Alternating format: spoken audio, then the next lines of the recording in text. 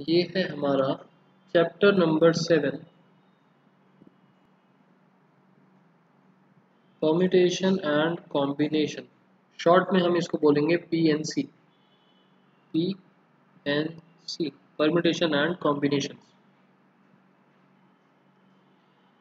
P for permutation, C for combination. सबसे पहली चीज, इन दोनों में डिफरेंस क्या है?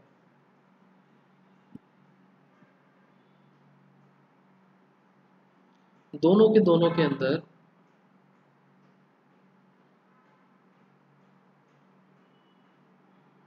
नंबर ऑफ वेज ऑफ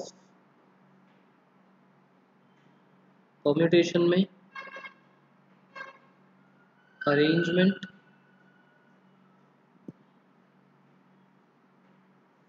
और कॉम्बिनेशन के अंदर सिलेक्शन।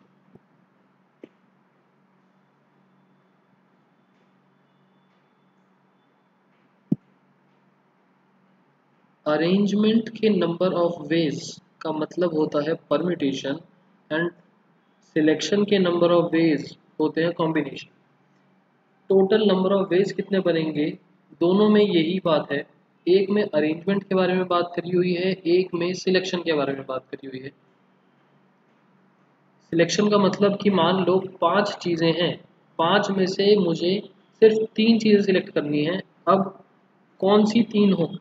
अलग अलग कॉम्बिनेशंस की ए बी सी डी ई 5 चीज़ें हैं। Out of A B C D E लिख के ही बता देता हूँ।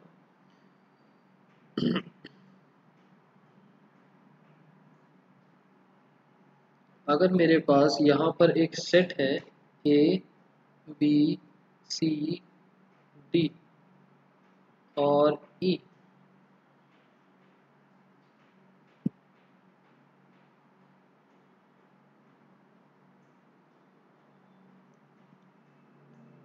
Take 3 out of 5।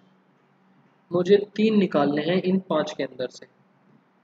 तो सिलेक्शन का मतलब तो हो गया कि अलग अलग तरीके, किस किस तरीके से मैं 3 चीज़ें निकाल सकता हूँ। जैसे कि A B C, A B D, A B ई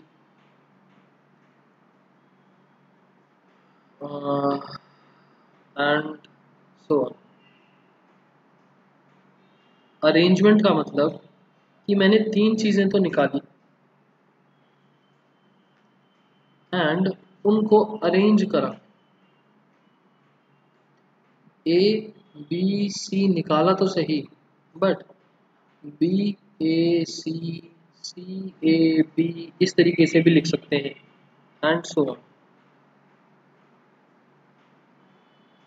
तो आपको क्या लगता है, परम्यूटेशन का आंसर ज़्यादा आएगा या कॉम्बिनेशंस का?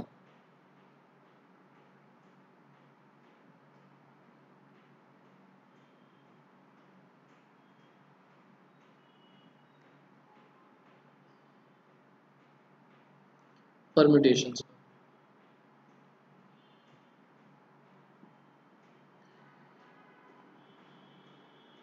छोटा एग्जांपल लेके बताता हूँ, 3 तो बहुत ज़्यादा हो गए। एक छोटा सा एग्जांपल लेता हूँ। फॉर एग्जांपल, हमारे पास एक सेट है ए कॉमा बी, ए और बी है, 3 ले लेते हैं, ए बी और सी 3 चीज़ें हैं।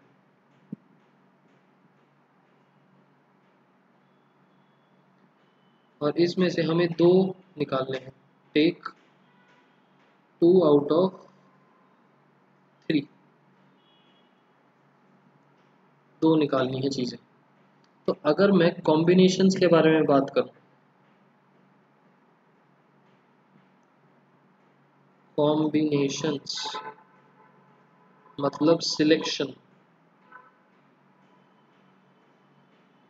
तो क्या क्या पॉसिबल चीज़ें हैं, या तो ए बी बन सकता है, बी सी बन सकता है, या ए सी बन सकता है, इसके अलावा कुछ समझे कैसे अभी इस वाले एग्जांपल से पता चलेगा? नहीं, यहाँ पर देखो वर्ड है सिलेक्शन, अरेंजमेंट नहीं कर रहे हैं हम। Order does not matter, A B लिखूं या बी ए लिखूं एक ही बात है, ऑर्डर मैटर नहीं करता कॉम्बिनेशन में। बट अगर मैं परम्यूटेशंस के बारे में बात करता हूं, मतलब मैं उनको अरेंज कर रहा हूं,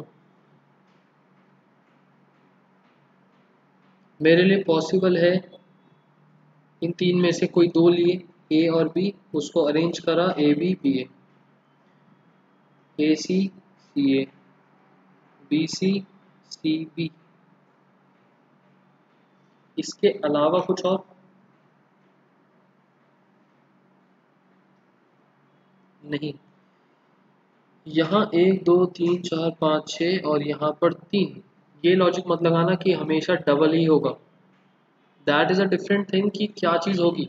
बट परम्यूटेशंस में अगर मैं देखूँ, हेयर नंबर ऑफ परम्यूटेशंस 6 है, और यहाँ पर नंबर ऑफ कॉम्बिनेशंस 3 है, तो परम्यूटेशन इज ग्रेटर, ये ज़्यादा है ये कम है।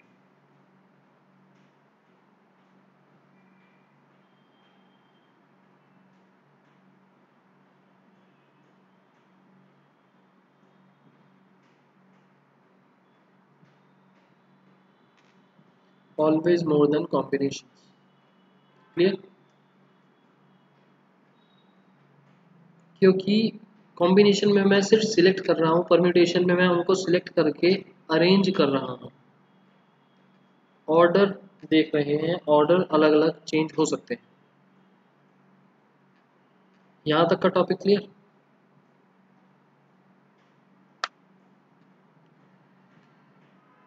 आपकी बुक के अंदर फर्स्ट एक्सरसाइज तो इन जनरल वाली दे रखी है ना, उसमें डायरेक्ट बी का कोई फॉर्मूला है ना डायरेक्ट सी का कोई फॉर्मूला है।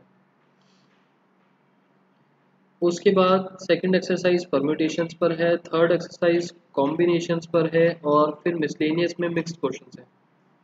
तो जब हम परम्यूटेशन पढ़ेंगे और जब हम कॉम्बिनेशंस पढ़ेंगे,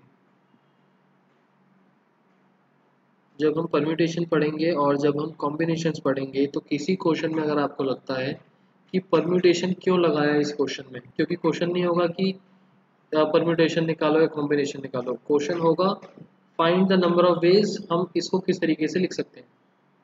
तो किसी क्वेश्चन में अगर आपको यहाँ पर पूरे चैप्टर में कहीं पर भी लगता है कि परम्यूटेशन क्यों लगाया या कॉम्बिनेशन क्यों लगाया, तो पूछ लेना।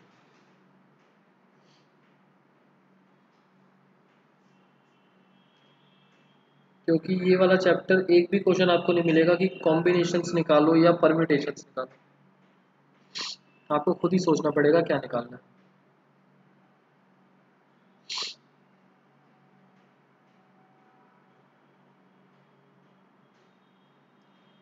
एक बार अब स्टार्ट करा है तो फॉर्मूला फॉर्मूला मेंशन कर देता हूँ मैं।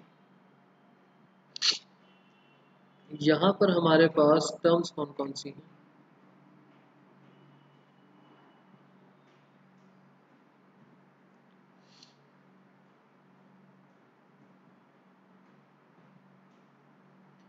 पी का मतलब परम्यूटेशन,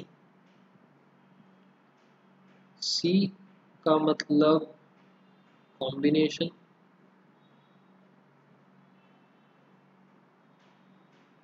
एन टोटल टर्म्स या टोटल नंबर और नंबर ऑफ एलिमेंट्स, आर का मतलब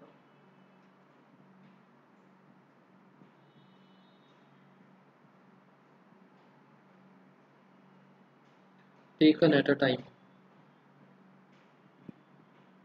मतलब जैसे अभी ऊपर वाले एग्जांपल में मैंने टोटल 3 टर्म्स ली थी और उसमें से एक बार में 2 चीज़ें निकाल रहा था, दैट विल बी आर। एक बार में हम कितनी चीज़ें कंसीडर कर रहे हैं। तो हमारा फर्स्ट फॉर्मूला बनता है एन पी आर। लिखने का तरीका, छोटा एन, ये पी कैपिटल में और इसके नीचे आर। एक लाइन में नहीं आता, एन ऊपर की तरफ, आर नीचे की तरफ।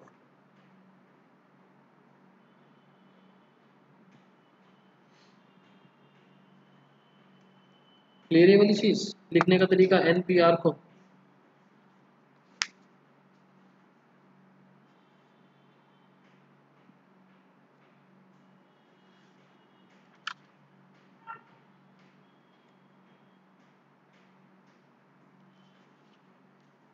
ठीक है, एन पी आर का formula N factorial upon N minus R factorial. अब ये फैक्टोरियल क्या है देखते हैं इसको। Exclamation mark is factorial, mention नहीं करा ना मैंने, लिखता हूँ N C R, N factorial R factorial N minus R factorial. और यहाँ पर हमारा जो आर है वो 0 से n तक जा सकता है।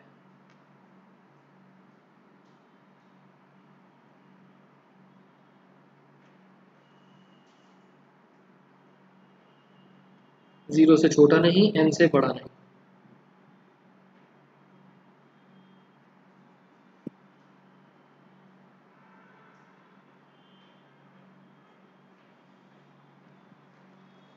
अब हमारा टॉपिक स्टार्ट होता है एक फैक्टोरियल का। फैक्टोरियल सिंबल है exclamation.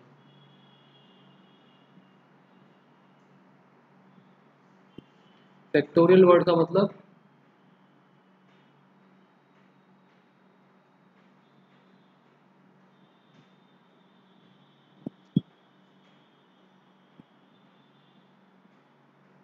Product of all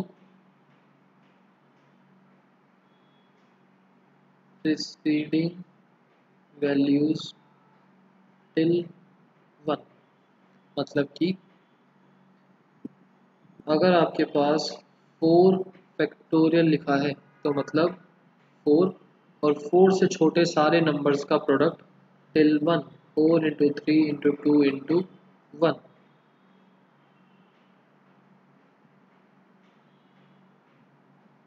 3 factorial, 3 into 2 into 1,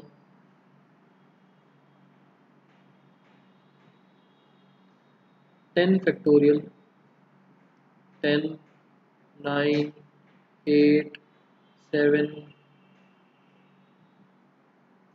6, 5, 4, 3, 2, 1। ये कितना आ गया 24, 6। ये सॉल्व आप कर सकते हो अपने आप। फैक्टोरियल वर्ड का मतलब समझ में आ गया। बेसिक सा मतलब उससे छोटे सारे नंबर्स का प्रोडक्ट, वो और उससे छोटे सारे नंबर्स का प्रोडक्ट टिल 1।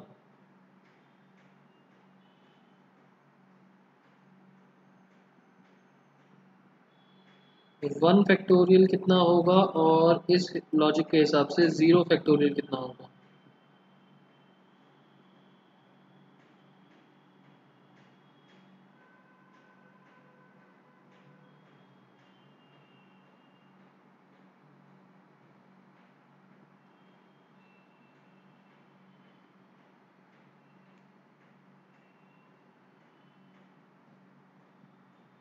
दोनों आंसर 1।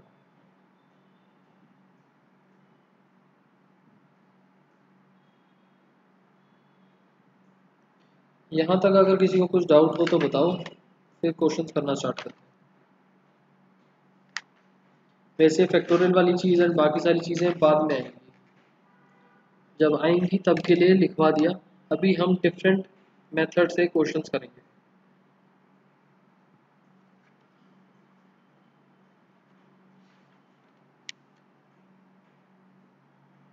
क्लियर?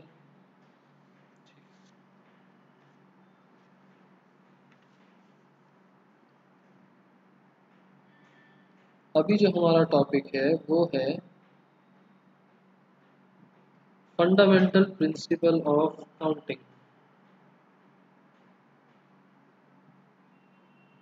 हमारी फर्स्ट एक्सरसाइज जिस टॉपिक पर बेस्ड है, फंडामेंटल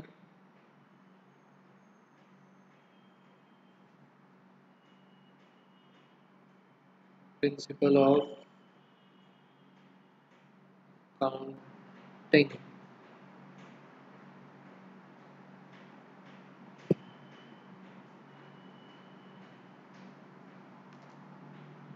जैसे कि एक छोटा सा मैं आपसे क्वेश्चन पूछता हूँ,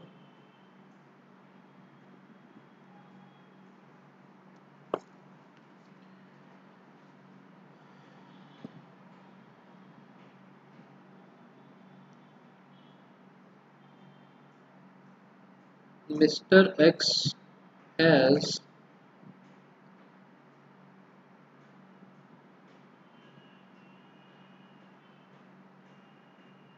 3 different color of clothes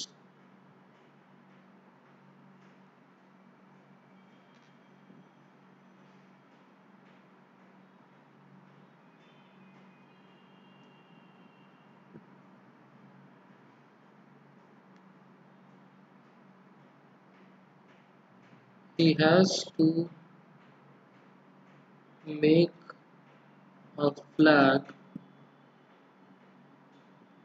which requires 2 clothes at a time.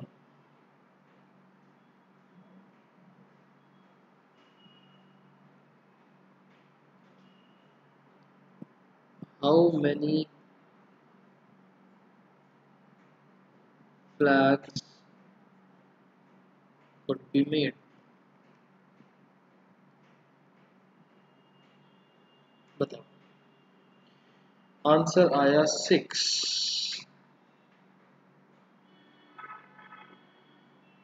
Himani 6। बाकी स्टूडेंट्स?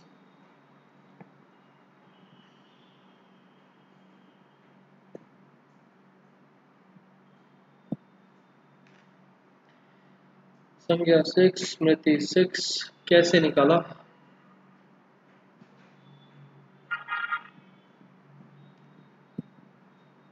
3 into 2,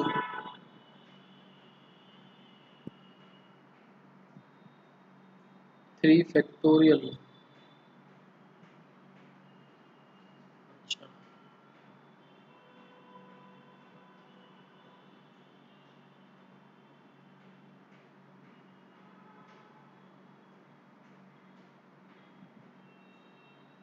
18 या 12?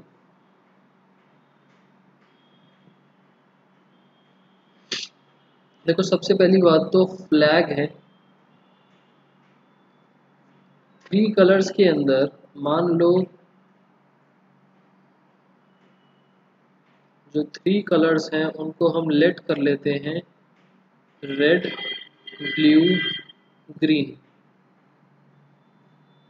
Red, blue, green. जो फ्लैग्स हैं, क्या रेड और फिर ब्लू आएगा और पहले ब्लू और बाद में रेड, तो क्या डिफरेंट फ्लैग बनेगा, सेम फ्लैग बनेगा? डिफरेंट फ्लैग बनेगा। तो आपका 3 वाला लॉजिक तो खत्म हो गया। 3 तो नहीं बन पाएगा, क्योंकि अगर ये दोनों एक जैसे होते, हमने पीछे भी 3 और 2 वाला केस करा था, एक आंसर से 3 मिल रहा था, एक से 6, तो हमारे पास टोटल 6 केसेस बनेंगे। R B, B R, red green, green red, blue green, green blue.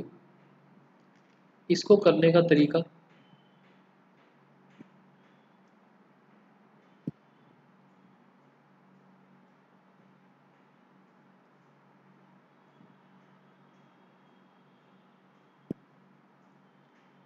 we have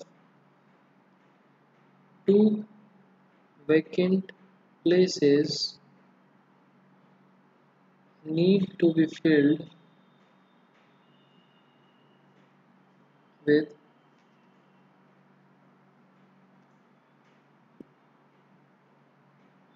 different colored cloth.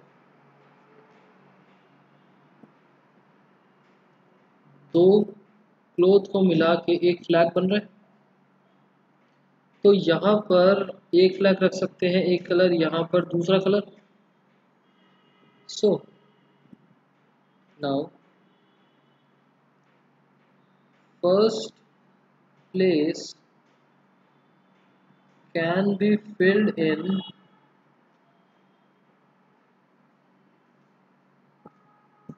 dash number of ways।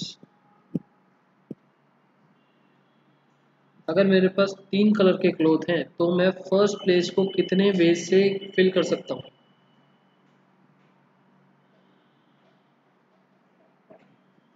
First place पे नहीं, आंसर नहीं पूछ रहा, बात ध्यान से सुनो।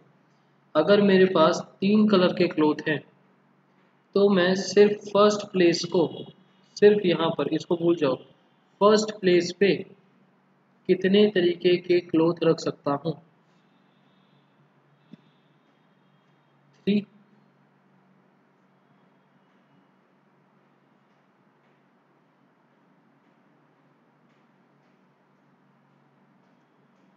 ये चीज सबको समझ में आई?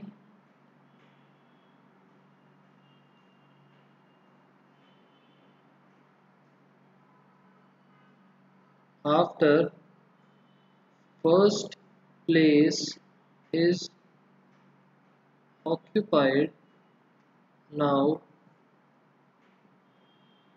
second vacant place can be filled in dash number of ways। अब ये बताओ, उन 3 में से एक क्लोथ तो मैंने यहाँ रख दिया, बचे कितने?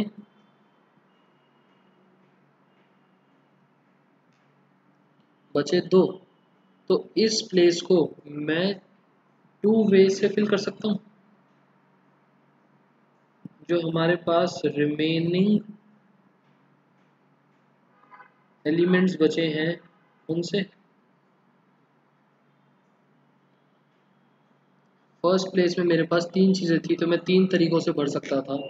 उसके बाद फर्स्ट प्लेस जब फिल हो गई, अब मेरे पास रिमेनिंग एलिमेंट्स 2 बचे, 2 कलर्स बचे, तो मैं दूसरी प्लेस को 2 वे से फिल कर सकता हूँ। ये लॉजिक सबको क्लियर हुआ?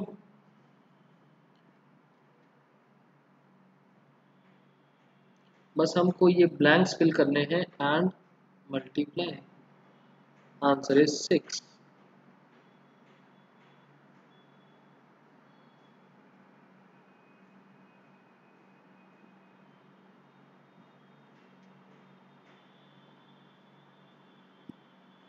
हर क्वेश्चन इस प्रेजेंटेशन से करना है। सिद्धार्थ, प्रेजेंटेशन के लिए मैं आपको एक एग्जांपल पढ़वा दूंगा स्टेटमेंट वाइज। परम्यूटेशन कॉम्बिनेशन में फॉर्मूला लगता है, यहाँ पर कोई परम्यूटेशन कॉम्बिनेशन नहीं है। फर्स्ट एक्सरसाइज के जो question, fundamental principle of counting वाला, ये डायरेक्ट स्टेटमेंट फॉर्म में होते हैं।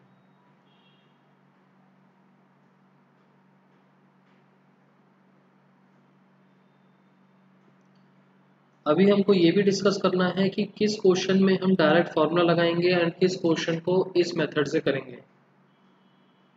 तो जैसे जैसे जब चैप्टर में आगे बढ़ते रहेंगे वैसे वैसे बताता रहूँगा। बस ये समझ लो कि जब तक क्वेश्चन में कोई कंडीशंस नहीं है, सीधा सीधा क्वेश्चन है तो फॉर्मूला, बट जैसे क्वेश्चन में वो कंडीशंस लगाना शुरू कर देगा कि 2 नंबर्स हैं, मान लो कि कोड बनाना है हमारे पास 1 2 3 4 5 5 डिजिट्स हैं, कोड बनाना है 2 डिजिट्स का, और वो कोड इवन होना चाहिए। अब उसने रिस्ट्रिक्ट कर दिया, कंडीशन डाल दी कि इस वाली प्लेस पर इवन नंबर ही आना चाहिए, तो ना परम्यूटेशन लग पाएगा ना कॉम्बिनेशन लग पाएगा, वो इस वाले मेथड पर आ जाएगा। जहाँ पर इस टाइप की रिस्ट्रिक्शंस कंडीशंस नहीं है वहाँ पर फॉर्मूला जा सकता है। जैसे फिलहाल ये वाला क्वेश्चन सीधा सीधा क्वेश्चन था, इसके अंदर कंडीशंस नहीं थी, तो हम इसको परम्यूटेशन कॉम्बिनेशन से फॉर्मूले से निकाल सकते थे। बट जहाँ पर क्वेश्चन में रिस्ट्रिक्शंस लगनी शुरू हो जाएंगी, कंडीशंस लगाना शुरू कर देगा, वहाँ पर इस मेथड पर आ जाएंगे। क्लियर ये वाली चीज़ सबको?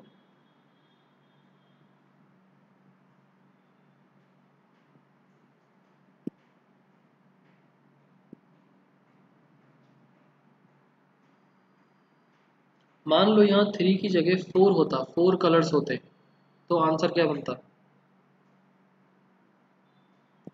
4 कलर्स 8,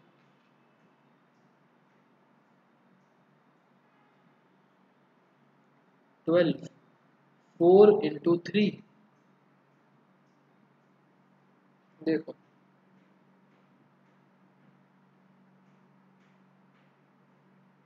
4 कलर्स,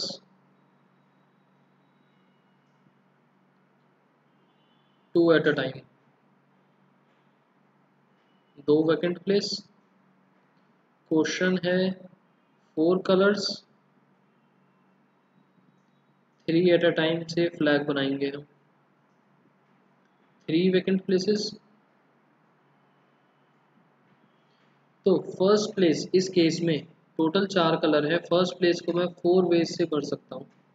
अब 4 अलग अलग वेज से भर सकता हूँ, बट एक कलर यहाँ पर कोई फिक्स हो गया होगा उन चारों में से, बचे मेरे पास रिमेनिंग 3, तो ये वाली प्लेस को मैं 3 तरीकों से भर सकता हूँ। 4 into 3 is equals to 12।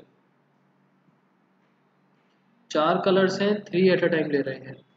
First place को I can fill in 4 different ways, 4 तरीकों से भर सकता हूँ, बट कोई एक कलर फिक्स हो गया यहाँ पर।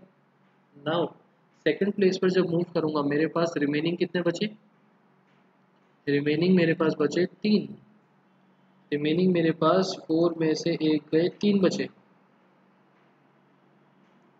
यहाँ पर मैं 3 डिफरेंट वे से फिल कर सकता हूँ।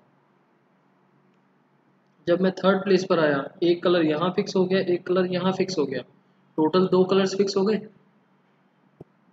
टोटल 2 कलर्स फिक्स हो गए, दैट मीन्स कि अब यहाँ पर 3 कलर्स बचे थे, अब 3 में से भी एक कलर फिक्स हो गया, अब मेरे पास सिर्फ 2 कलर बचे। तो 4 into 3 into 2, 24।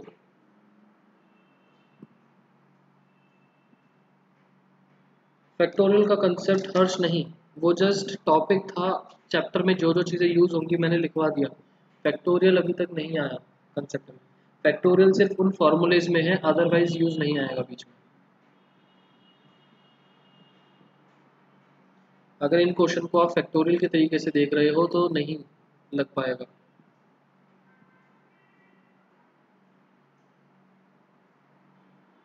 Four at a time में वो एक और ब्लैंक आता, वहां पर 1 आ जाता। यहाँ 4 तरीके हैं, फिर रिमेनिंग 3 बचे, फिर रिमेनिंग 2 बचे, फिर रिमेनिंग 1 बचा। 1 से मल्टीप्लाई होके भी वो 24 ही बनता।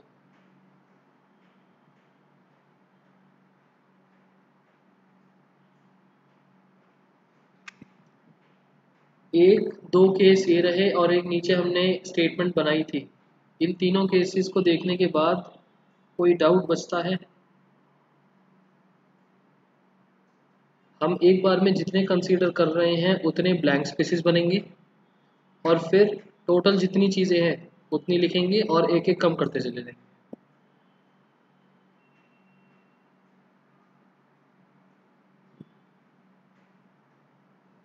ठीक।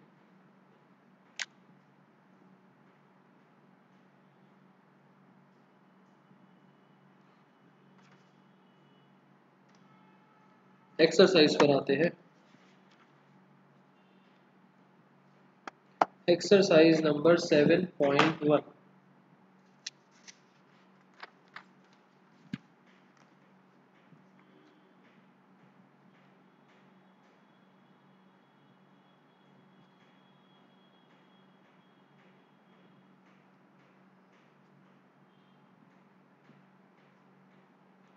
Answer number 1।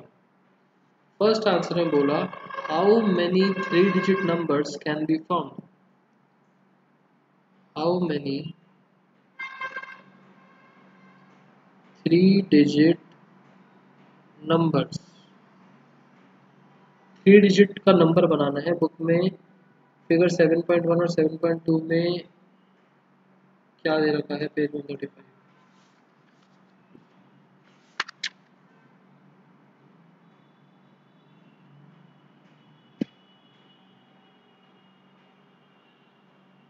डिफरेंट केसेस किसने पूछा? सिद्धार्थ।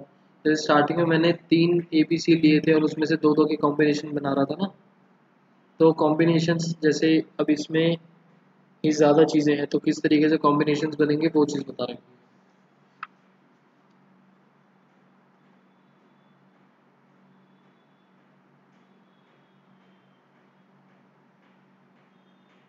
इसके लिए वो वाला तरीका ज़्यादा अच्छा है। हमने सेकंड चैप्टर के अंदर वो सर्कल्स बना बना के स्क्यू डायग्राम से करा था, जहाँ पर हम कार्टेशियन फॉर्म में P क्रॉस P के रिलेशंस बनाते थे,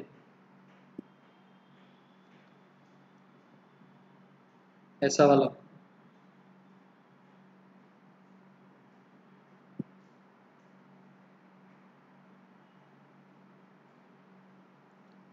इस तरीके से रिलेशन बना दो, ज़्यादा अच्छा है।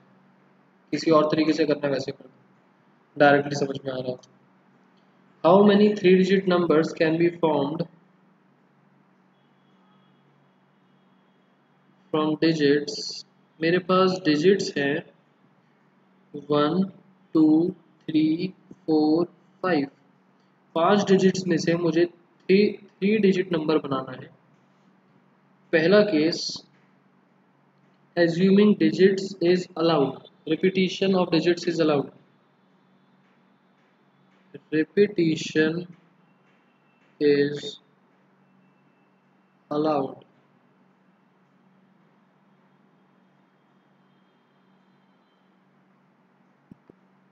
एक, दो, तीन, चार, नहीं, तीन ही बनाएंगे ना, फोर्थ नहीं बनेगा, थ्री डिजिट नंबर है। Second case, repetition is not allowed।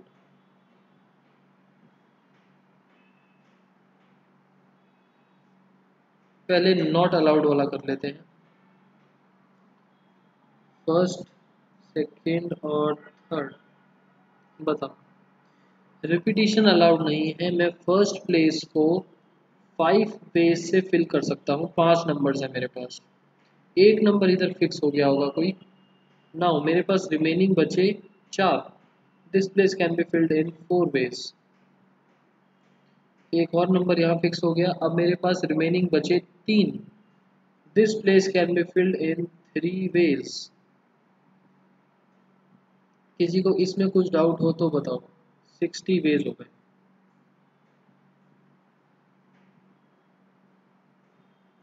नहीं, रिपीटिशन अलाउड है।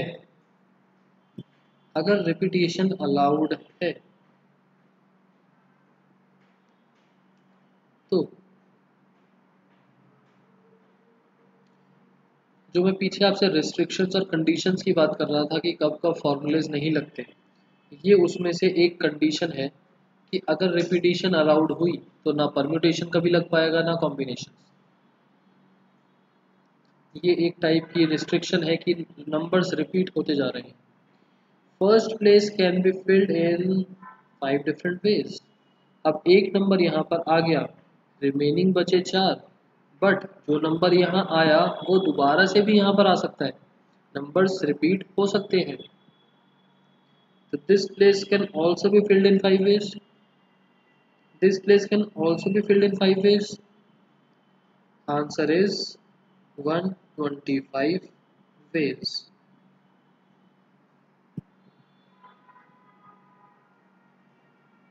सबको क्लियर क्वेश्चन?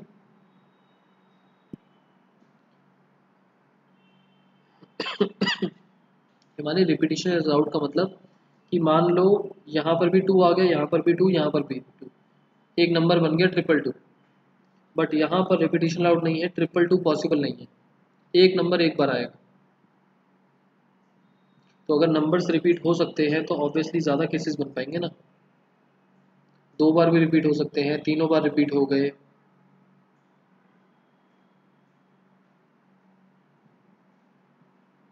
ठीक, आंसर नंबर 2।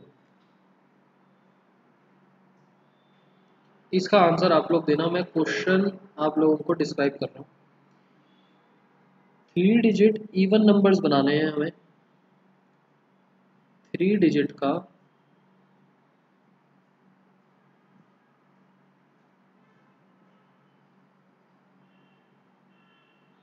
Even numbers. ध्यान रखना 3 डिजिट तो ब्लैंक स्पेस बन गई, इवन नंबर है, और डिजिट्स है हमारे पास 1 2 3 4 5 6 फ्रॉम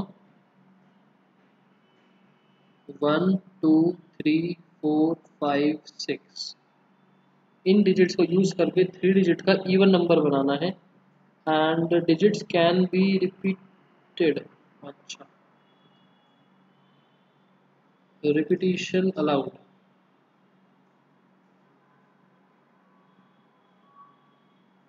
ओके, बताओ क्या बनेगा।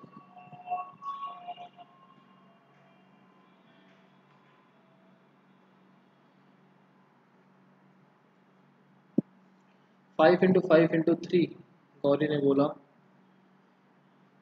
मुझे इसी फॉर्म में बता दो बस, मल्टीप्लाई करके जो भी बन रहा है वो तो अलग कहानी है, मल्टीप्लाई तो कर लोगी, बस यही बता दो यहाँ पर क्या क्या आएगा।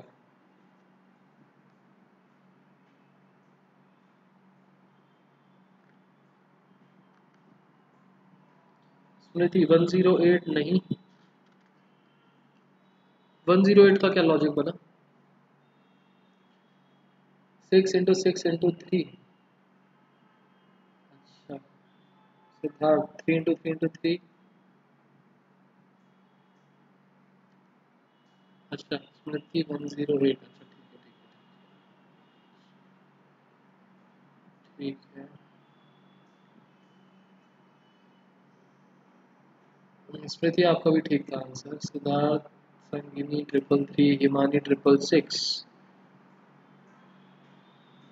इवन नंबर बनाना है, this place can be filled only by even numbers. Even numbers है 2 4 6। This place can only be filled in 3 veg.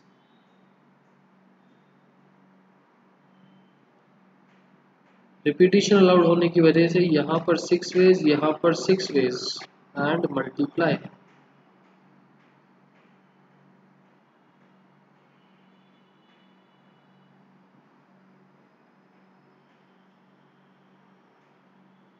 बताओ, क्लियर। संगिनी इवन नंबर बोला है हमें, यहाँ पर 6, यहाँ पर 6 तो समझ में आ गया, बट यूनिट्स प्लेस पर इवन नंबर बनाने के लिए तो मैं 1 3 और 5 को पुट नहीं कर सकता ना, सो यहाँ पर सिर्फ ये 3 नंबर ही आ सकते हैं। This place can be filled only in 3 different veg.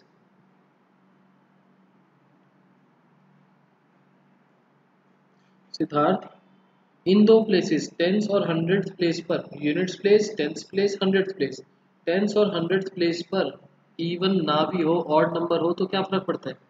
Even number का क्राइटेरिया यूनिट्स प्लेस पर इवन नंबर होना चाहिए।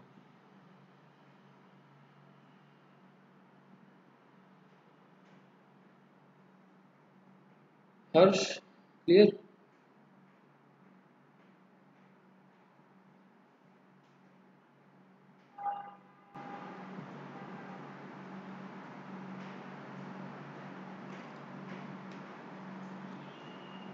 हर्ष, अच्छा मानो रिपीटिशन अलाउड नहीं होता तो क्या बनता।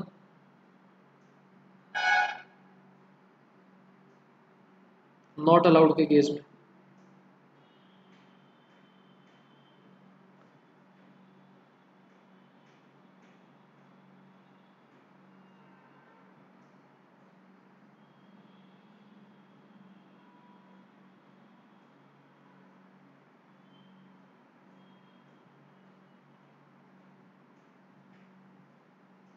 आप लोगों ने सबसे पहले जगह भरी ये वाली 100 प्लेस वाली, बट कंडीशन इवन नंबर की है।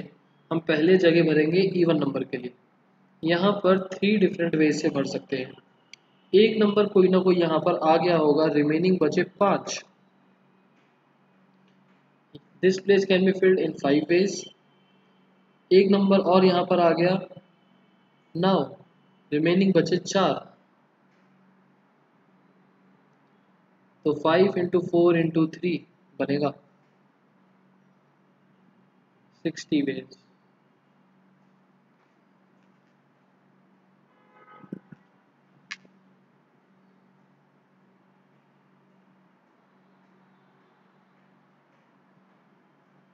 जो हमको कंडीशन गिवन है, पहले हम कंडीशन वाली चीज को देखेंगे।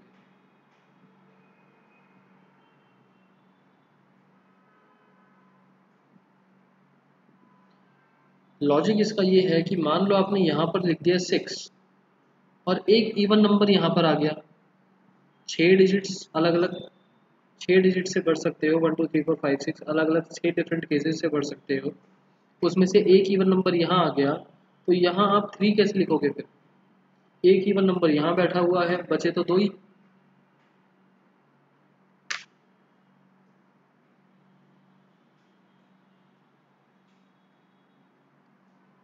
अभी भी समझ नहीं आया?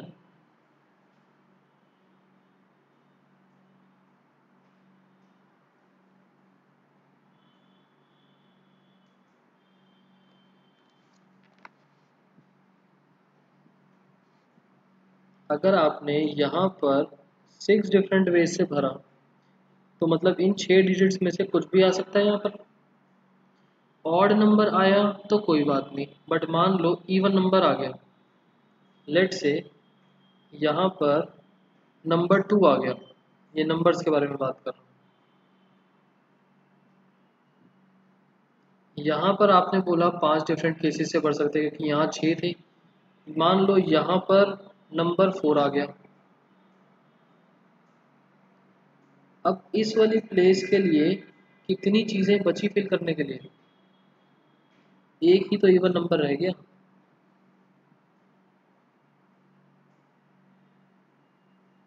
तो आप यहाँ पर 3 कैसे लिख सकते हो?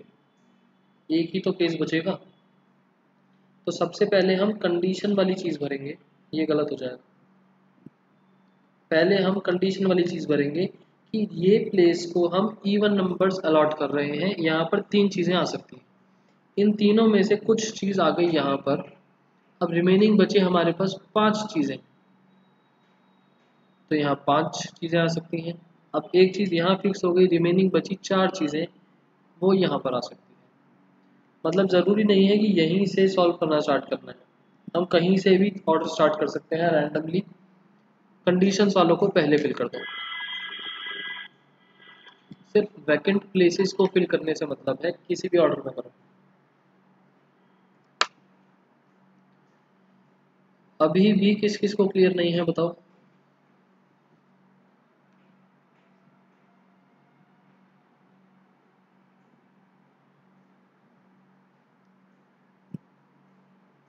सिद्धार्थ, पहले हम भरते हैं जो कंडीशन गिवन है वो वाली प्लेसेस।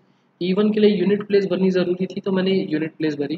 किसी क्वेश्चन में अगर यहाँ की रिक्वायरमेंट होगी, कंडीशन कुछ यहाँ की दे रखी होगी, तो ये वाली भर देंगे। अदरवाइज किसी भी तरीके से भर दो, कोई फर्क नहीं पड़ता। पहले कंडीशंस को फिल कर दो।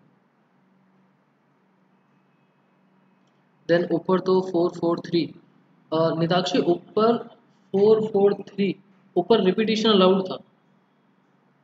इवन नंबर्स यहाँ पर आए, बट इवन नंबर्स दोबारा रिपीट भी हो सकते हैं।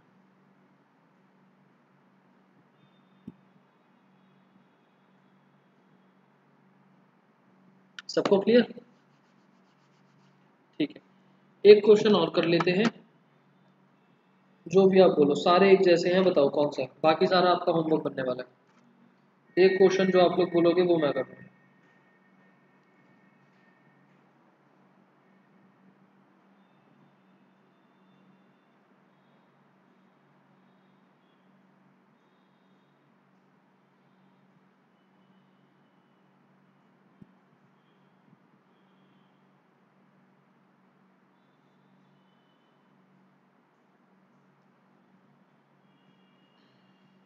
Fourth,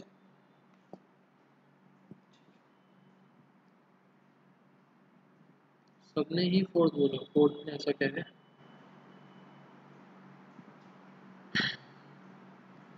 how many 5 digit telephone numbers can be constructed using digit 0 से 9? अच्छा, टेलीफोन नंबर बनाना है।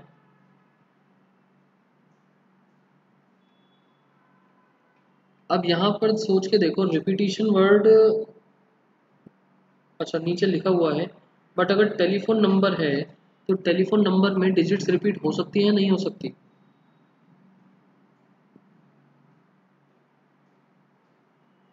हो सकती है। तो हम रिपीटिशन अलाउड ले लेंगे अगर क्वेश्चन में आगे कुछ मेंशन ना हो तो। हमें टेलीफोन नंबर बनाना है 5 डिजिट का यूजिंग 0 से 9 सारे digits. If each number starts with 67, in 5 digits में से स्टार्टिंग की 2 डिजिट्स पर 6 और 7 फिक्स्ड हैं। सर्कल करने का मतलब कि ये फिक्स्ड हो गए, नंबर 6 और 7। रिमेनिंग कौन कौन से बचे मेरे पास? रिमेनिंग नंबर्स 0 बचा, 1 2 3 4 5 8 और 9। टोटल 1 2 3 4 5 6 7 8, 8 डिजिट्स में से टोटल 8 डिजिट्स हैं। हमें बोला no digits appear more than once, total 8 digits बची हैं। और repetition not allowed, repetition allowed नहीं है, तो तभी वो 8 बची हैं। This place can be filled in 8 ways, remaining 7 बची, फिर 6 बची। 8 इंटू 7 इंटू 6, जो भी बनेगा, 8 इंटू 7 इंटू 6।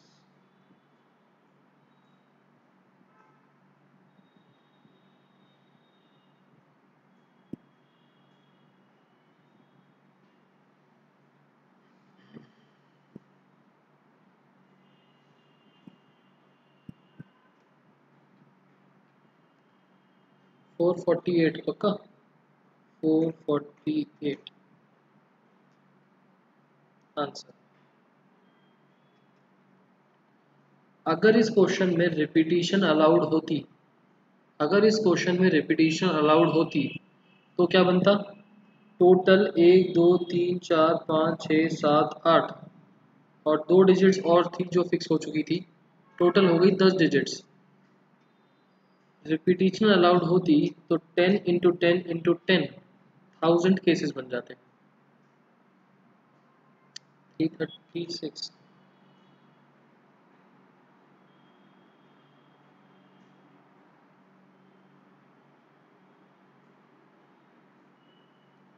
7.154,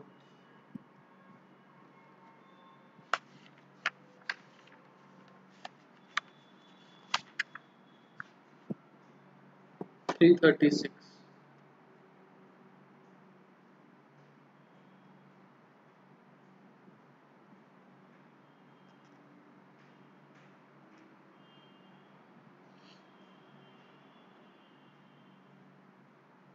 देखो ये दोनों तो हैं नंबर्स, ये दोनों तो हैं नंबर्स, और ये हैं डिफरेंट वेज जितने तरीक़ों से भर सकते हैं। तो ये 7 देख के कंफ्यूज मत हो, ये दोनों नंबर्स हैं और ये है नंबर ऑफ वेज कि कितने डिफरेंट वेज से हम इसको फिल कर सकते हैं। हाँ, क्योंकि ये नंबर तो फिक्स्ड ही है ना, इनको तो चेंज ही नहीं कर सकते। यहाँ 8 अलग तरीके से भर सकते हैं, यहाँ 7 अलग तरीके से, यहाँ 6 अलग तरीके से। इनको लेना है तो 1 और 1 ले सकते हो कि फिक्स्ड है ये वाले केसेस, 1 इंटू 1 करके ले सकते हो इसको। 1 का मतलब फिक्स्ड, 1 का मतलब फिक्स्ड, एक ही केस बन सकता है, एक ही केस बन सकता है, 8 अलग केस, 7 अलग केस, 6 अलग केस।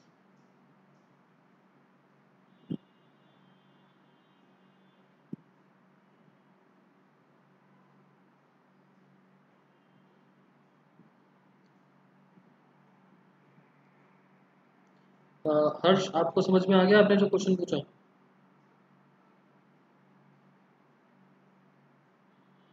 संगनी उसका कुछ यूज नहीं था, उसकी जगह आप 1 into 1 लिख लेना कि 1 डिफरेंट वेज है, 1 डिफरेंट वेज है।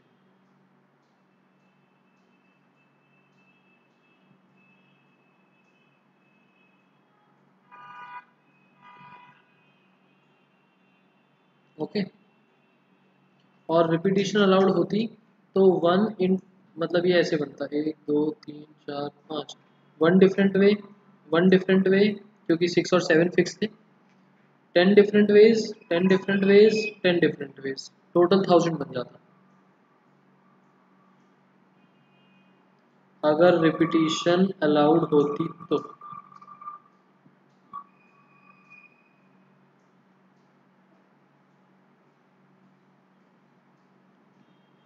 Question clear? जल्दी से बताओ, ये लास्ट क्वेश्चन था, इसके बाद पूरी एक्सरसाइज आपके लिए होमवर्क है। ओके, किसी को और कुछ डाउट नहीं है तो ये हमारा लास्ट टॉपिक था आज का, और आपका होमवर्क मैंने पेज के सबसे ऊपर मेंशन कर दिया है, 7.1 सारे क्वेश्चन।